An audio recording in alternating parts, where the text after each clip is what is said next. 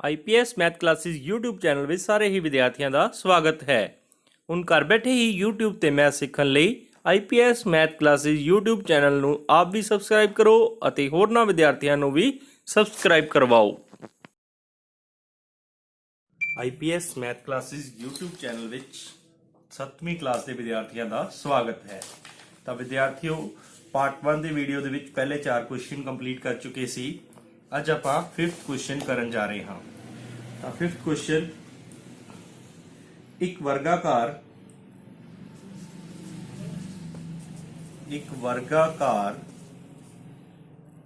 Park ਦਾ ਖੇਤਰਫਲ ਆਇਤਾਕਾਰ park ਦੇ बराबर है जेकर वर्गाकार पार्क की भुजा 60 मीटर अते आयताकार पार्क की लंबाई 90 मीटर होवे तां आयताकार पार्क की चौड़ाई पता करो। बहुत ही आसान क्वेश्चन है विद्यार्थियों। क्वेश्चन ਨੂੰ ਪਹਿਲਾਂ ਸਮਝੋ। एक वर्गाकार पार्क है, ਉਹਨਾਂ ਦੋਵਾਂ ਦਾ ਖੇਤਰਫਲ ਬਰਾਬਰ ਹੈ, ਇਸ ਦੀ ਭੁਜਾ 60 ਮੀਟਰ ਹੈ। ਤਾਂ ਸਾਰੀਆਂ ਭੁਜਾਵਾਂ ਹੀ 60 ਮੀਟਰ ਹੋਣਗੀਆਂ। ਤੇ ਇੱਕ ਆਇਤਾਕਾਰ ਪਾਰਕ ਹੈ, ਉਸ ਦੀ ਲੰਬਾਈ 90 ਮੀਟਰ ਹੈ, ਚੌੜਾਈ ਜਿਹੜੀ ਹੈ ਪਤਾ ਕਰਨੀ ਹੈ। ਤਾਂ ਸਭ ਤੋਂ ਪਹਿਲਾਂ वर्गाकार पार्क ਦੀ ਭੁਜਾ बराबर 60 मीटर। पार्क दा वर्गाकार पार्क दा खेत्रफल, तो वर्गाकार पार्क दा खेत्रफल विद्यार्थियों की हुंदा है भुजा गुणा भुजा। तो भुजा गुणा भुजा 60 गुणा 60 कर दो, कितना आ गया 3600 मीटर की पावर 2। तो फिर आयताकार पार्क दी लंबाई दी है 90 मीटर, आयताकार पार्क की चौड़ाई आपां नूं पता नहीं हो कितनी है, बी मान ली आपां। तो फिर उस तो बाद तुहानूं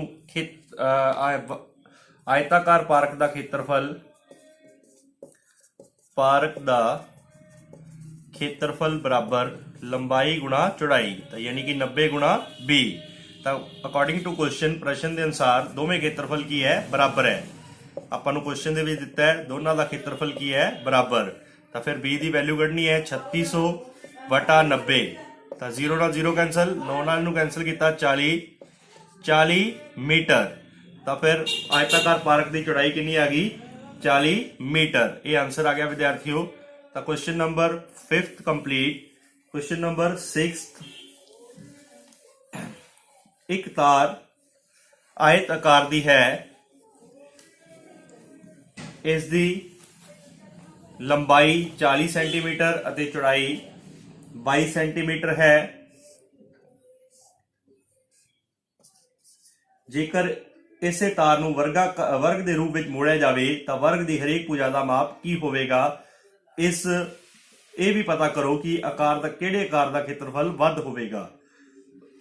आयत आकार की तार है, इसकी लंबाई 40 मीटर ते चौड़ाई कितनी है 22 मीटर।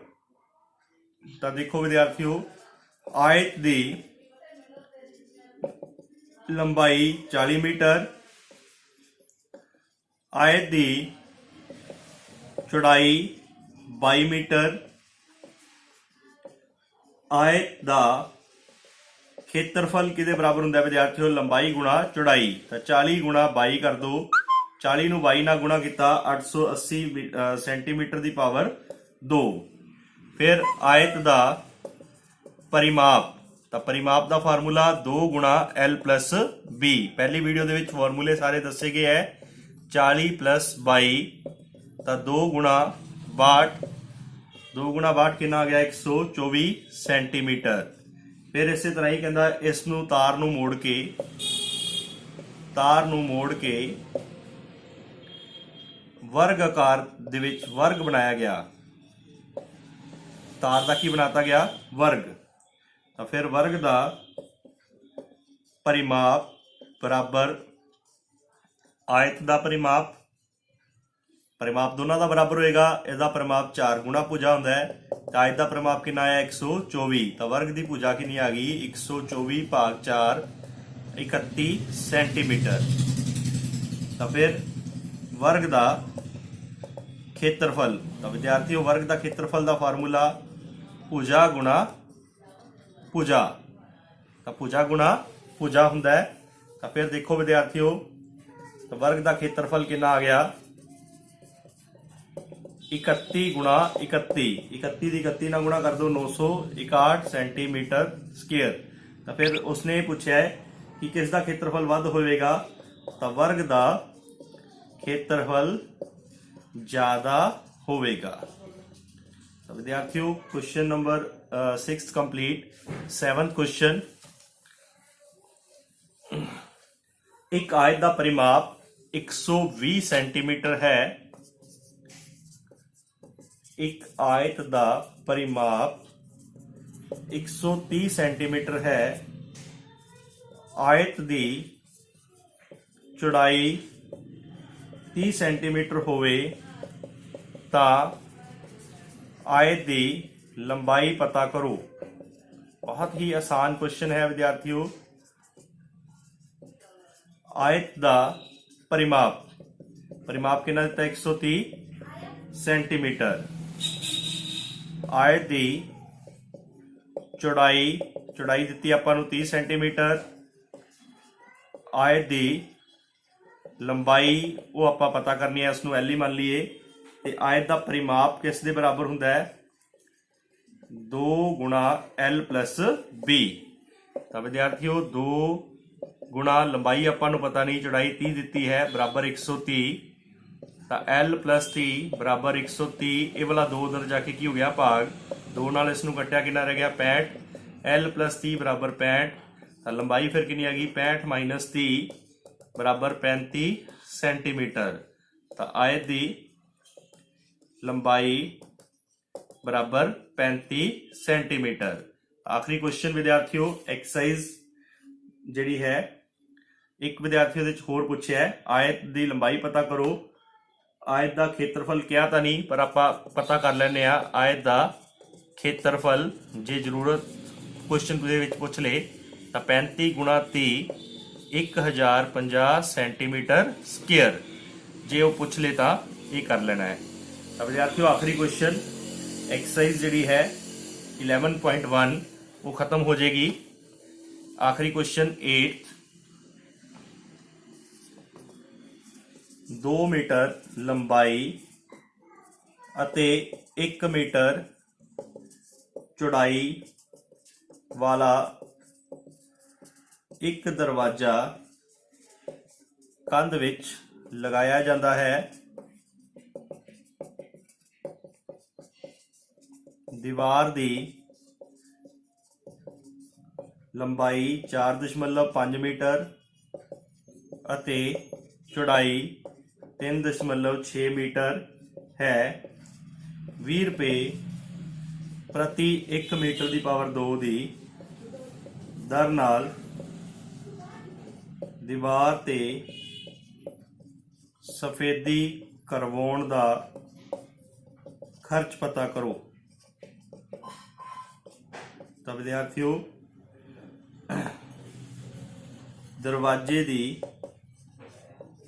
लंबाई 2 मीटर, दरवाजे की चौड़ाई 1 मीटर, दरवाजे का खेत्रफल।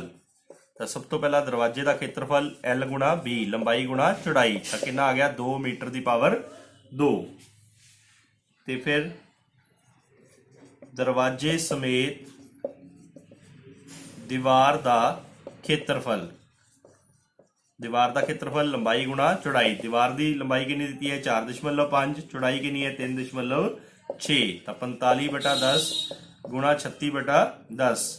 तो 45 की 36 ना गुणा कर लो 1620/100, 0 ना 0 कैंसल, 16.2 मीटर की पावर कितना आ गया 2। तो फिर ਆਪਾਂ ਸਿਰਫ ਕੀ ਕਰਨਾ ਹੈ, ਦੀਵਾਰ ਤੇ ਸਫੇਦੀ ਕਰਾਉਣ ਦਾ ਖਰਚ ਪਤਾ ਕਰਨਾ ਹੈ। ਤਾਂ ਵਿਦਿਆਰਥੀਓ ਦੇਖੋ, ਦੀਵਾਰ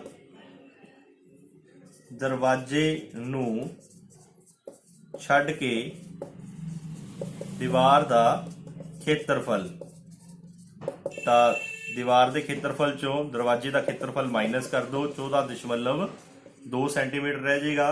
ਤਾਂ 1 ਮੀਟਰ ਪਾਵਰ 2 ਦੀਵਾਰ ਨੂੰ ਸਫੇਦੀ ਕਰਵਾਉਣ ਦਾ ਖਰਚ 20 ਰੁਪਏ,